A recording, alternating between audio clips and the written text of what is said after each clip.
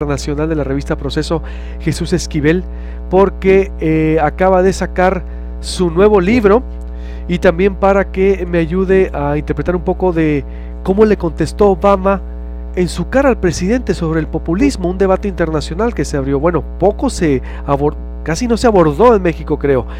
Y presenta el libro Los narcos gringos. ¿Cómo estás, Jesús Esquivel? Buenos días. Buenos días. ¿De qué tratan los narcos gringos? Pues de los narcotraficantes estadounidenses, cómo funciona el trasiego de drogas en Estados Unidos, qué personajes son los que participan en este ilícito negocio y cómo se mueve el dinero, cómo se lava el dinero, si hay narcocorrupción o no en los Estados Unidos. Es básicamente, como lo dice la solapa del libro, una radiografía inédita del tráfico de drogas en la Unión Americana. ¿Quiénes son, por ejemplo? ¿Se ubican ahí? ¿Dónde están? ¿O cuántos? En todo Estados Unidos. En todo Estados Unidos.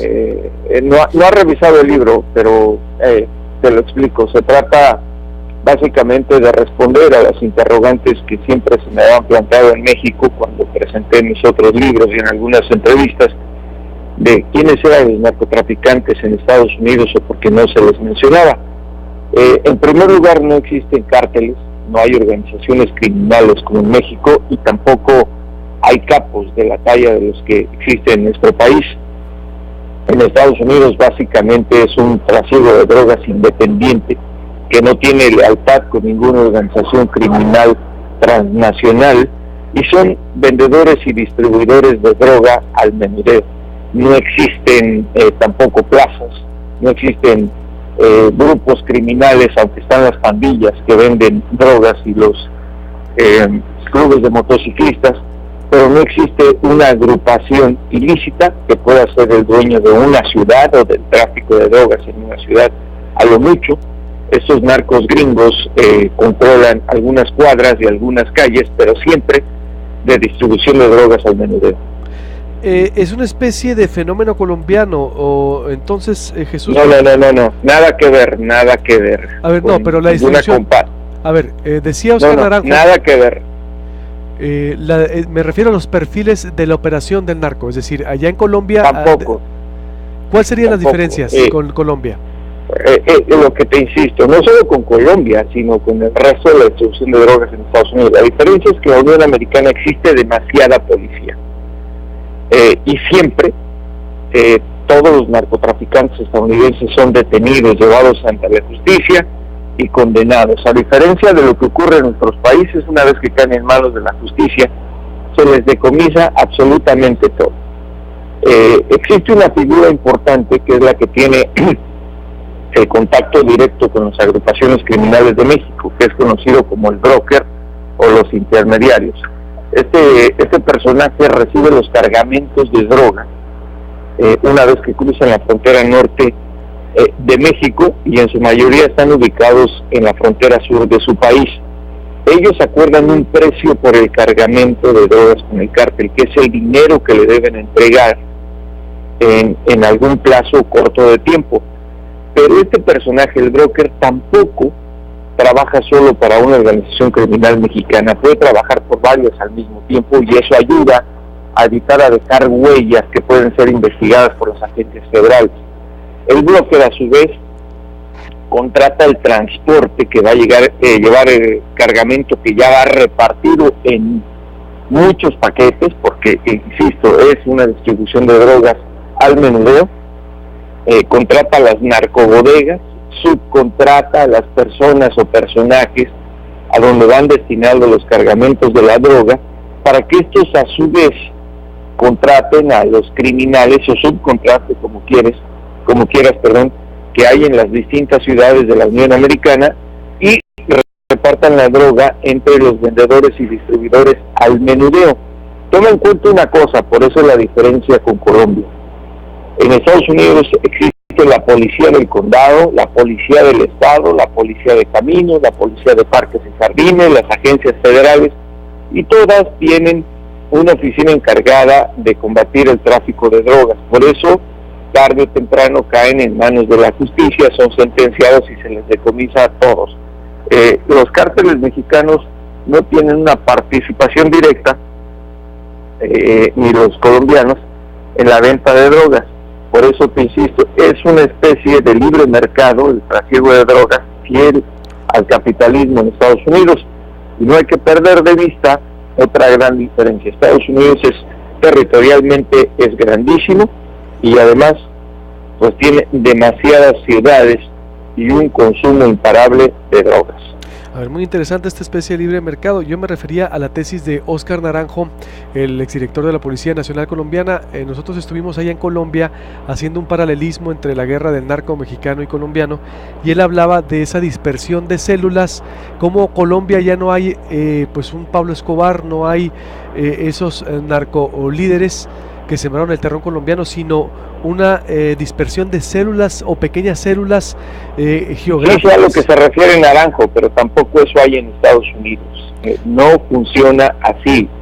Los vendedores de drogas en las calles en ocasiones no conocen ni de dónde proviene el narcótico que están repartiendo, ni saben quiénes son los capos mexicanos, y esto por lo que te digo, se dispersa la distribución de drogas en los Estados Unidos. Puede entrar por California, puede entrar por Arizona, puede entrar por Nuevo México, por Texas, y la droga venderse en estados como Maine con un jovencito de 15 años. No son células, esa es la gran diferencia. Naranjo está marcando lo que él en algún momento planteó ocurriría en México con los cárteles del narcotráfico, y bueno, pues ya sabemos que Naranjo no ha sido acertado en esta situación en el caso de México, porque el cártel de Sinaloa se consolida cada vez más.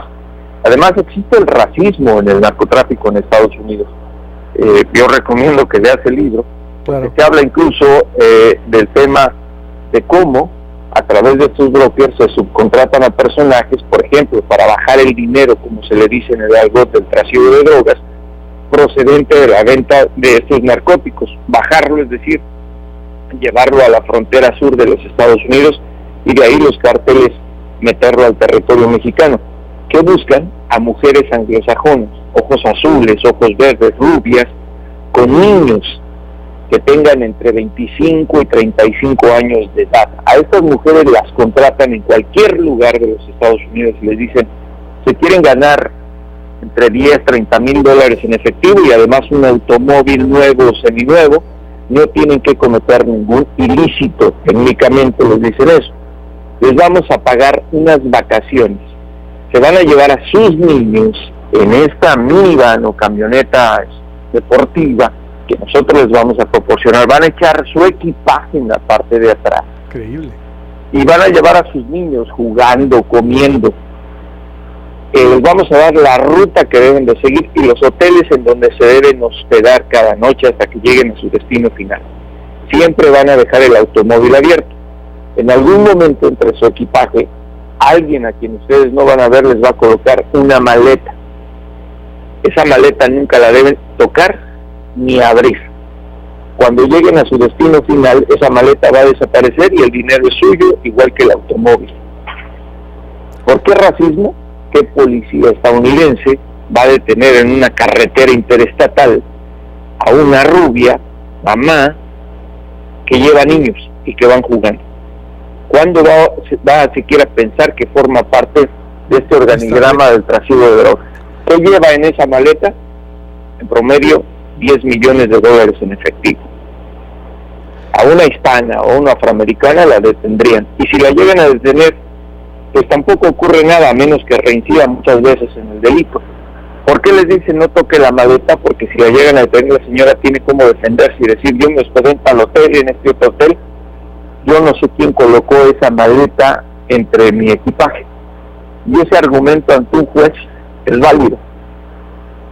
Ahí es donde se demuestra la gran inteligencia que tienen los narcotraficantes mexicanos para tratar de eludir a la justicia en los Estados Unidos y para mover el dinero, que son miles de millones de dólares que llegan a México. Pues esa es astucia e impunidad, ¿no? Por lo que veo, entonces. Pues no necesariamente impunidad, te repito, porque sí han sido detenidas muchas personas. En el libro se menciona el caso de una mujer que hizo más de 30 viajes en un año. Haz cuentas, si en promedio llevaba 10 millones de dólares, ¿cuánto bajó a la ciudad del Paso, Texas?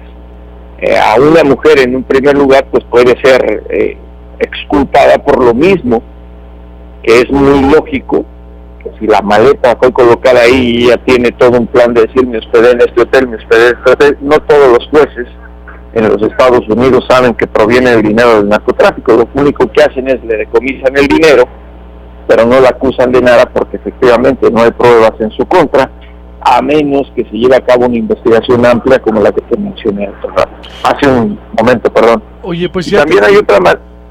¿Me decías? Dime. Me sería interesante, Jesús Esquivel, corresponsal internacional de la revista Proceso y escritor en Washington, pues traerte a Sonora a presentar y abrir el debate, ¿no? Como de este libro que presentas, es decir, porque es una radiografía completa de este libre mercado de las drogas en Estados Unidos, Jesús. Es decir, ya organizaremos cuando algo. Quieran, pero cuando quieran y si se puede el tiempo, con todo gusto. Sí, para pasar al otro tema, porque tengo que hacer un corte. ¿Cómo cayó la visita de Peña Nieto y la respuesta de Obama? ¿Sí fue debate allá, Jesús Esquivel? Es decir, con lo que le contestó. Aquí en Estados Unidos ni cuenta se dieron de esa visita. No es cumbre, no es una noticia importante.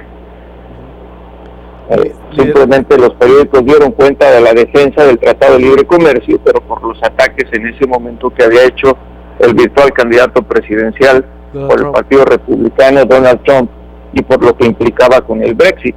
Pero el tema del populismo ni siquiera lo mencionaron, ni menos a Peña Nieto. Ahora hay que oír lo que mencionabas tú al inicio, y creo que la respuesta de Obama no fue a Peña Nieto. La respuesta de Obama, está perfectamente claro, fue en resonancia a lo que ha venido manejando como campaña proselitista Donald Trump. Hay que ser claros, México no existe en el radar de la política exterior de Barack Obama. Tiene que cumplir con ese tipo de reuniones porque son establecidas como parte de un acuerdo regional, pero no le respondió a Peña Nieto. O sea, no gana ni pierde absolutamente nada Obama en responderle a Peña Nieto. Creo que el que estaba fuera de contexto era el mandatario mexicano.